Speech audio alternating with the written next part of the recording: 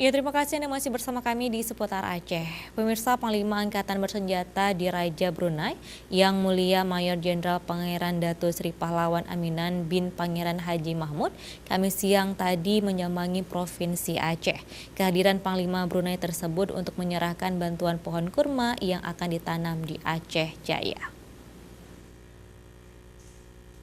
Kehadiran Panglima Angkatan Bersenjata di Raja Brunei Yang Mulia Mayor Jenderal Pangeran Dato Sri Pahlawan Aminan di Aceh didampingi langsung oleh Panglima Kodam Iskandar Muda Majen TNI Hafirfuddin.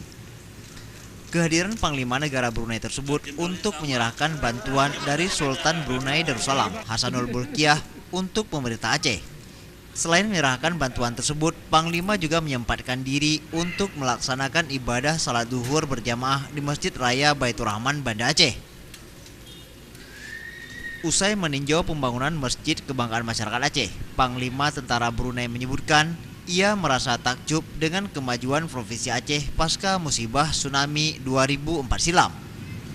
Selepas 13 tahun, sungguh menakjubkan pembangunan di sini, alhamdulillah. Tidak ada kesan lagi saya lihat di sini yang kesan tsunami itu. Semuanya sudah dibangunkan semula. Jadi saya penuh berharap dan berdoa semoga Aceh akan lebih maju dan sentiasa mendapat perlindungan dari Allah Subhanahu wa taala.